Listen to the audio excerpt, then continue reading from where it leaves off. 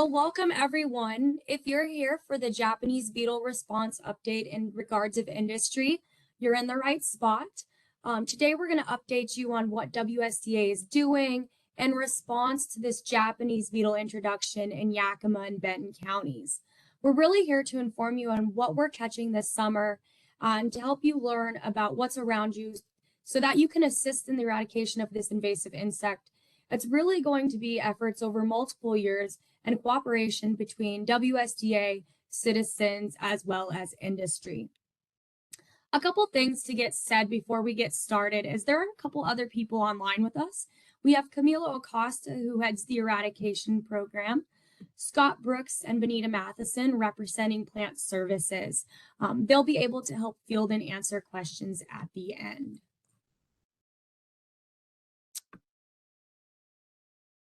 So moving forth, before we get started, just a couple housekeeping items. This webinar is being recorded.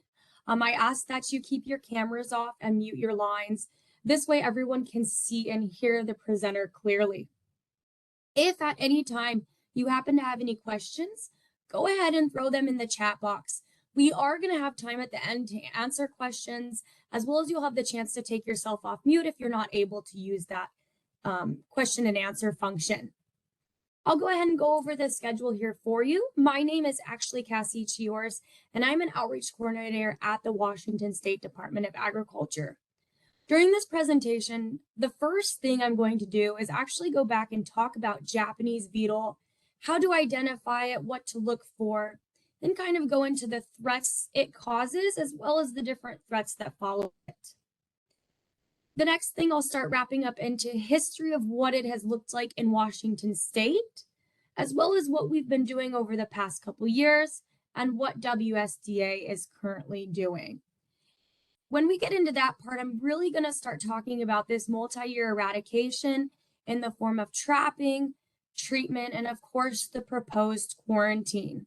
As we kind of get into that part, we will start talking about what as industry you can be doing now, what you can be on the lookout, and what it could potentially look for if the proposed quarantine is accepted and adopted.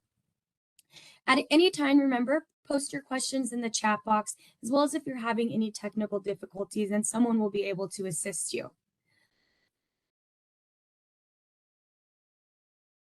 So with that being started, let's go ahead and dive into what is the Japanese beetle. I have a picture of the adult on the screen for you. That's what we're seeing now, right? You'll typically see this in the summer. It can emerge as early as mid-May and might be present as late as mid-October. This beetle is about 1/3 to 1/2 inch long, and it's going to be characterized by having a metallic-y green head you see there, as well as the thorax. Now you might see a little patch between the head that's kind of triangular shape that's metallic as well. If the beetle is at rest, it's actually going to have those copper wing covers over it, unless it's flying. The last distinguishing feature here is those white tuffets you see. It has 5 patches on each side and 2 on the tip of its abdomen. Remember, we're going to be seeing these during the summer. When we're not seeing them, they're actually going to be in the forms of larvae or grub. And we don't see these because they live below the soil surface. Typically, if people are out digging around, they're going to see them and their destruction in the spring. It's characterized as being 1/8 to 1 inch long, as a white C-shaped grub, as you can see in the picture there. If you look closely, it has a brown tan head and visible legs. Now, one thing to note about this grub is that it's going to look a lot like other grubs. So to act, yes, this is a Japanese beetle larvae. Typically, a specimen has to be collected and it has to be looked at underneath a microscope. Okay, so a lot of grubs tend to look alike, but remember, Japanese beetle going to live below the soil surface. The thing I want to touch on is its life cycle. This will help you understand the destruction the beetle can cause, as well as why WSDA does what we're doing during certain times of the year. So if you look at this image, we're in the middle section, the summer, but I'm going to back us up to start in the spring. So in the spring, we're not going to see beetles out flying around because they're going to be those grubs or those larvae below the soil surface. Now, grubs are super hungry and they love to eat. Their favorite thing to eat are plant roots, right? Grass roots. And they're actually going to move around below that soil surface, looking for the proper soil moisture, temperature, as well as all that food of those grass or turf roots, all right? As spring nears end and summer gets closer, they're going to pupa and morph into those adult beetles that we're seeing now. The adult beetles are flying around, mating, going back, laying eggs, coming back up, and eating some more. They actually cause damage by skeletonizing leaves, as well as buds and flowers. As the summer ends, right, those beetles will decease, but those eggs they laid are going to be hatching or hatched into those grubs. Remember, the grubs are hungry. So again, the grubs are going to be below the soil, moving around and further eating the grass roots. What does that destruction look like more closely in those adults, right? So the adults don't really discriminate on what they eat. They're going to feast on over 300 types of plants, including some of our major agricultural plants we have here, like grapes, hops, and corn. As you can see, they eat the leaves. They eat that green vegetative material. And after repeated feeding, we all know that our yields are going to be limited and we won't produce as much. Okay. They're also capable of eating buds of flowers. At typical homeowner gardens, they really love to eat roses. Okay. I want to touch on what the feeding from the larvae could look like. So typically in the spring, homeowners, turf owners, as well as golf courses, they'll go to water their lawns. And in areas where Japanese beetle are present, you will continue to water your lawn, but it'll never turn green because remember, all of those roots of the grass are gone. Now you can look over at the picture on the right. In cases of extreme feeding, you can lift that grass up like carpet essentially, but you also have to remember lots of grub below the soil surface. That means it's going to attract rodents, birds, and other animals to further destruct that ground or that cover. The last thing to talk about in the threats of this beetle that it causes is it's a great hitchhiker, meaning it's good at traveling, right? Typically, it travels in airplanes, trucks, and trains from areas of infestation to areas where the beetle is not already present, okay, as an adult. As a larvae, remember they live in soil. So anytime soil with larvae or grubs is moved, it's moved as well. That could be in a potted plant, or that could be in sod, etc. The last thing to kind of think about is we know those adults are good hitchhikers from areas where they're present to areas where they're not, on like transport vehicles and such. But they also like to live in vegetation. So the people are cutting their lawns, or they're moving green leafy materials and things that the adults might be living on, moving those during the summer. Those beetles are moving as well. Then they have a new place to lay those eggs. And they're capable of pretty exponential growth because they can lay around 40 to 60 eggs each season or each life cycle. That's kind of the gist on what the beetles look like, how you can identify them, as well as the grubs, and then the threats that they can cause. Now I'm going to switch gears into talking about what it's historically looked like in Washington state. So typically, right, I'll back it up a little bit. It's a scarab beetle native to Japan, and it was actually first found on the East Coast in New Jersey in about 1916, right? So since then, it's actually spread about halfway across the United States, really infesting the East Coast. So in order to protect the other states that don't have Japanese beetle, this plan called a harmonization plan was started, right? That way the beetle doesn't keep spreading, and in areas where it's not being brought to. So to support this plan, Washington started surveying for the beetle in the 90s. When I talk about surveying, I mean trapping. So if you look at this map here, there's a bunch of orange dots on it. Orange dots are typically where we would place Japanese beetle traps. We actually place them a lot around airports because that's this huge pathway or a place it likes to hitchhike. If a beetle is ever detected, it's been near an airport. One beetle has been captured. We would call this a one and done. That beetle is removed, that area has been treated, no beetles persist. So if you look at that map, you'll see some red dots around King County where the airport is. That's typical. However, if you look further down towards Yakima and Benton counties, you see two more red dots or two more red diamonds. That's another detection of a Japanese beetle, and those are not near airports. So that raised a lot of concern when we trapped these two beetles in summer of 2020. We trapped a beetle in Sunnyside and two beetles in Grandview. Since this isn't our typical one and done, it actually prompted us to start a response and start thinking about trapping efforts in these areas for 2021. In addition to doing just trapping and surveying, we also started some outreach, including asking and posting some questions on social media saying, have you seen this pest? And actually a resident in Grandview, Washington sent back photo evidence saying, I had these beetles on my plants last year. I was picking about 80 beetles off. So this really confirmed for us that there's a potential Japanese beetle infestation in the area, and we really need to respond. So last 2021, our response was first to begin a quarantine process. This means let's figure out basically the extent of the quarantine. Let's figure out how far these beetles have spread and how many beetles there are. In order to do that, the first thing we need to do is kind of start massive trapping efforts. And we base this in and around that infestation in Grandview, as well as targeting registered nurseries in the area. Okay. A couple other things we did is we mailed out our identification cards to growers and agricultural workers in the area, attended different conferences. We held a couple webinars and really distributed reporting materials to that area, and of course, continued with the social media campaign. If any of you happen to be residents in the Grandview area, you might recall seeing or hearing of this postcard. It was mailed out to that infested area saying, this is what we found.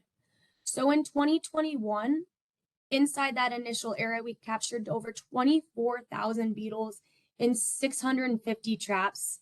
It came out to be about 49 square miles in and around those Yakima and Benton counties. That wrapped up our trapping efforts in 2021. Okay. Then fast forward to this year, 2022, there's a couple things I want to talk about to get you up to speed. And then we'll move into what we're looking at further this year. So going off that, starting that initial quarantine work, we started surveying businesses in the proposed quarantine area, stating if this quarantine goes into effect, what items would affect you and how could that affect your business. Okay. We held additional open houses, and then we kind of went to work working in that infested area, getting treatments ready. Okay, when I'm talking about treatments is we applied an insecticide to grass areas or turf areas inside that infested area. So to do so, we requested consent to treat their lawns. As we're doing this, we're going to 2 spring cleanup days in the area. We went to a spring fling in the park.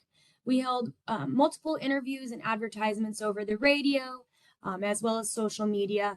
And additionally, some of our technicians even went around knocking on doors, trying to get those consent to treat properties. What it looked like is we ended up hiring a contractor, right, to provide those treatments. And we were able to treat over 2,000 properties and 100 acres of this grassy area inside that infested zone around Grandview. Our current status on our treatments is we are done for the year. But we are already letting residents in that area know to be on the lookout for treatment consent coming their way this winter, because as well as funding legislatively permits, we would like to continue treatments next year. This whole process is going to be over multiple years and take multiple cooperation between Wsda and stakeholders, landowners, and people in the area. So If you're in and around the area and you know that we've treated, you might be seeing adult beetles still, and that is understandable, right? The treatment that we applied targets grubs in the soil, some of the grubs that were emerging, and really those grubs that will be emerging this fall. That's why this treatment is going to take multiple years. The last thing to think about is beetles don't exactly respect boundaries. If you have 3 neighbors and 2 of them treat, but one of them doesn't, those neighbors that treated have a control on their beetle populations below the surface, but the neighbor that didn't, their beetles can still be up flying around and eating the vegetation in their gardens. That would be the same with industry, right? If there are beetles coming out of a residential area and your field happens to be near beetles, those beetles have the potential to move and travel to eat green leafy things in your fields. So that is kind of the first step of the eradication process, is figuring out the boundaries and where the infested zone is and where we're going to treat it. The second thing is to continue on with that momentum of trapping and again, trap this year. The reason for trapping is to make sure that those beetles aren't spreading out further, making sure they're being contained, as well as to count those numbers and see how effective that treatment is persisting over multiple years. So this initial picture I have for you is a map of Yakima on the left and Benton County on the right. That red line going down the map is going to be the county line, and it's going to be centered around the town of Grandview. So we started off this response in the area with over 2,300 traps. Each one of those green squares that you see on the map is going to be the first placements of the beetle traps. So you can see we really hit that 49 square mile targeted area in the middle. And then we even put traps going along traveled routes outside of the area to make sure, you know, those beetles aren't getting out. Those traps are checked every 7 to 10 days. The picture you see on the left is actually a picture representing one of the bag traps we have. It's that green bag with the yellow lure on the top. The traps have a scent in it that the beetles are attracted to. They go towards it, fall in the trap, and then essentially die. Now, this is a beetle trap full of beetles. It's a picture from the East Coast. I don't think any of us want to be having to change traps that regularly in this area if the beetles stay persistent like that. If you've been looking in the headlines, you know that trapping efforts are expanding, and unfortunately, beetles are being caught in areas outside that original infested zone. So far, as of Monday, we've caught at least 17,000 beetles, and we're adding traps as needed. You might have seen these 2 headlines. They might have been mailed out to you. You've seen them in the news and in the press. Unfortunately, one of the beetles has been caught in Richland and Wapato. To be able to keep all of you growers and industry stakeholders up to date, we created this real-time detection map. So this map is actually available online for you. Our website's at the bottom. And what it is it's anytime a beetle is caught in a trap, that trap actually lights up. So if we look at this map, you see the middle area, that middle red area, the red overlain over the land that's kind of in that square shape is going to be the original proposed boundaries of the infested, treatment, and quarantine area. Any red diamond is a positive capture of Japanese beetle inside of our traps. Now, I had mentioned Wapato and Richland. Wapato is going to be furthest to the left. We have actually detected multiple beetles and multiple traps.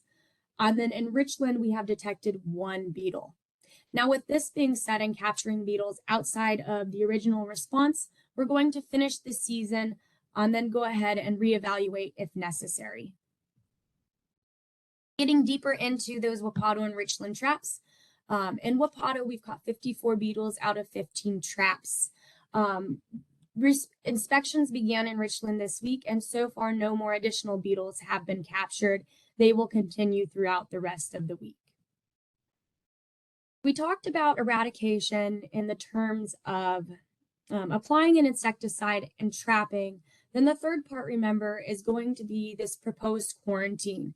Now, the quarantine is really to keep the beetles from spreading, right? We don't want to take them to areas where the beetles are not already infested and affect our agriculture further, right? If we really emphasize the detections in Wapato and Richland, right? Those could be potential areas where the beetles could be brought out to spread even further. So going back and what this initial quarantine started like, the first thing we did remember in 2021 is we started the process and we surveyed stakeholders. After that survey came back, we kind of finalized that language and held a public hearing. We actually held that last week. Okay, those comments and stuff are being recorded, and that will be potentially submitted. And if accepted, this quarantine can go into effect this September. Okay. Remember, I mentioned at the end of the trapping season, we may reevaluate our trapping efforts and infestation efforts. For a more precise look on what the actual process looked like, step by step, you can go ahead and look out on the right. In 2021, we filed the CR 101. Then if you go into the CR 102 section, that's where we went out and surveyed the stakeholders and just held the public hearing. Right now, it's sitting in that CR 103. That direct website you can go to for more information, but it's also available on our agr.wa.beetles website. All right, so let's talk about what that proposed quarantine could look like, what you can do, and how everyone can kind of work together to eradicate Japanese beetle and not let it persist in Washington state. So as industry, right, you can trap for Japanese beetle. If you're purchasing traps or contracting someone out, they're going to want to follow those traps instructions. Traps come in different shapes and sizes. Some are reusable, some aren't, etc. We recommend to trap, remember when those adults are going to be out, so middle of May to middle of October. It's really important if anyone, residents or industry, captures beetles to report them to the Wsda. We really want to keep track of all of those beetles, and we want to make sure that the populations aren't establishing anywhere else. If you're at all able to trap and screen your transport vehicles during those adult seasons, that's another way to make sure that these beetles aren't transporting. Now, moving forth, if you happen to be in that proposed quarantine area, in that infested area, a couple things will be different if that quarantine is adopted. So instead of installing and monitoring traps yourself or having one of your contractors do it, or etc., you're going to need to actually have Wsda install and monitor traps to say, yes, this field is clear of beetles, or no, this field is not, okay? So Wsda has to have traps installed beginning that May 15th through the October 15th date to be into compliance if this quarantine is adopted. If no beetles are detected, everyone can operate as normal. To get Wsda to install traps, you're going to need to contact Plant Services, specifically Benita Matheson. Her email is on the screen here, as well as we can post it in the chat box later. Okay, so remember, if you're inside the proposed quarantine, Wsda has to install and monitor traps in your production field. If in one of our traps, Japanese beetles are detected, right? And you have an article that's going to potentially move Japanese beetle. That article is going to need to be treated before movement outside of that proposed quarantine zone, okay? And that approved treatment will be listed in that proposed quarantine. If that's not an option, right, the option is to process that product on site, as long as there's no waste or no article present to move those Japanese beetles, then you will be able to move it outside of the quarantine zone. The other thing you can do is you can leave that on site until after that October 15th, because then the adults are dead and you won't be moving the Japanese beetles. Those articles or things that the proposed quarantine is talking about are here on the screen for you. Remember, it's going to be articles that can move the adult beetles or potentially move their larvae below the soil. So that's going to consume those top 8 inches of soil if that has that green leafy material, which would also be exposed humus or compost. Now, that compost actually doesn't apply to industry, so it shouldn't be on there. I apologize for that. Any type of yard debris, if you're using plants or planting for propagation, remember that green leafy, that vegetation can move it if it has soil attached to it. So if you're moving roots or something that are free from soil, that should be okay. If hop vines or unshucked corn ear are harvested prior to October 15th, cut flowers and other items that may present a hazard moving Japanese beetle. So that's kind of it on what it's going to look like if the proposed quarantine is adopted. Remember, September could potentially come into play. Some of you it may be during your harvest, so you really want to think about having Wsda trap now if you're inside that infested area. The last things I'm going to talk about is if you see a beetle, report it, right? See it, snap it, send it. If you suspect to see it, report it to Wsda. You can go online, shoot an email, or call our hotline. The last thing to do is really stay informed and stay connected, okay? The more you know, the more you can tell your neighbors, the more industry is up to date, up to alert. Our website actually has a growers page at the top where you can go to find the most up-to-date information that'll apply to you, as well as that real-time detection map. If you're into social media, we run a Japanese beetle Facebook group. You can get on, connect with others, as well as I push notices through there. If you're not already receiving the beetle blasts, which are a monthly, semi-weekly email, PDF, or HTML text that goes to your email, it gives kind of updates in paragraph form with some pictures on what's going on with the project, what we've been finding, and when. So that's kind of it for me. If there are any questions, go ahead and post them in the chat box. If anyone needs to unmute themselves to ask a question, now is a great time as well. And just to remind you, Camilo Acosta, our eradication coordinator, Scott Brooks and Benita Matheson from Plant Services are also on to help with questions as well.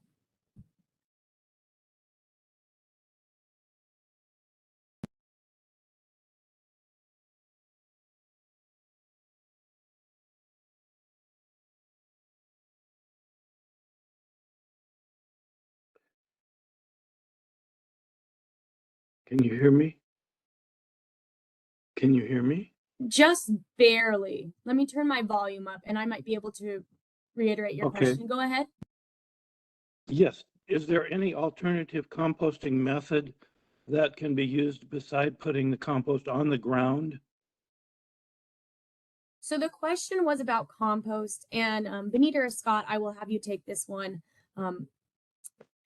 Is there any alternative method to compost other than having the compost being put on the ground? And if you could touch on the different types of compost, residential or commercial, that would be great too. Thank you. Hi, this is Benita. I think if it's a residential compost, there is a drop-off site in Grandview for anybody that's residing in the quarantine zone, and for any commercial growers or farmers, you know, you'd probably just want to leave it there on site until after the October 15th deadline. Thank you.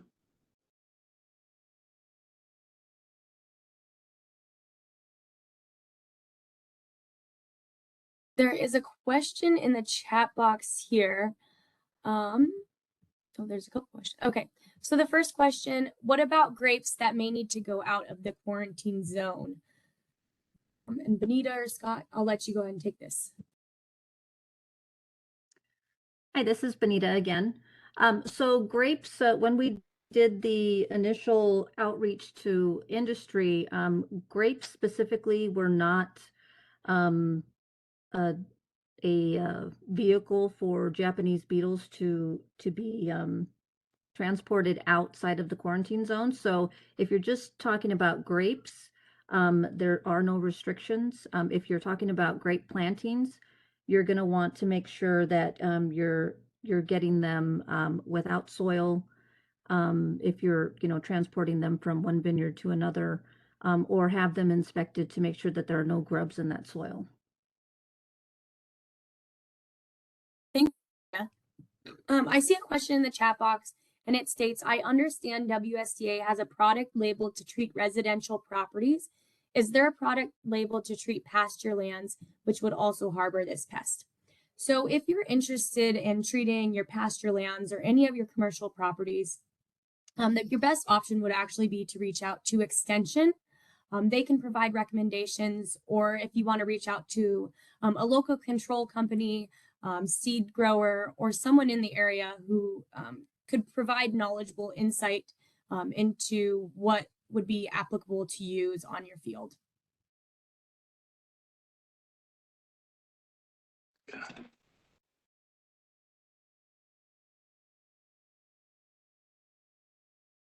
The second question in the chat box, do they have a preference for certain grasses and cover crops in reference to laying larvae development? So just remember that Japanese beetle really doesn't discriminate. And if you're looking for a type of recommendation or a type of plant or host that may not harbor Japanese beetle, you can consult WSU Extension, but they do feast on over 300 types of host plants.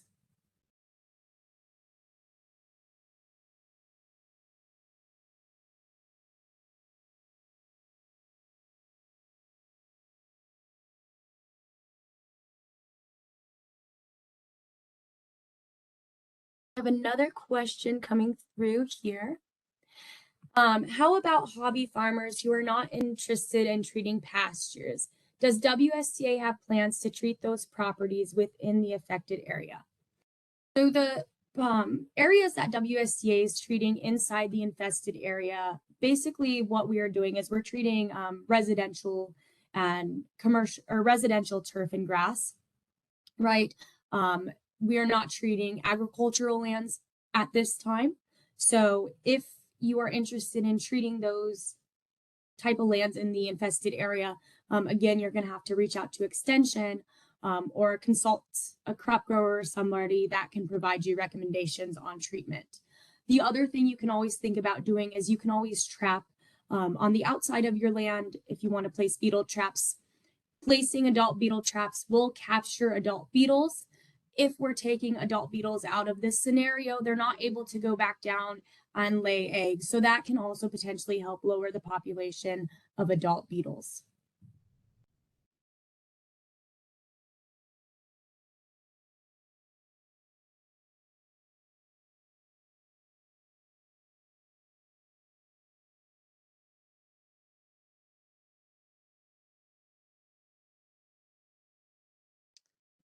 So if there's any other questions, go ahead and throw them in the chat box now. I'm not seeing anything come through or having any requests for anyone to unmute themselves.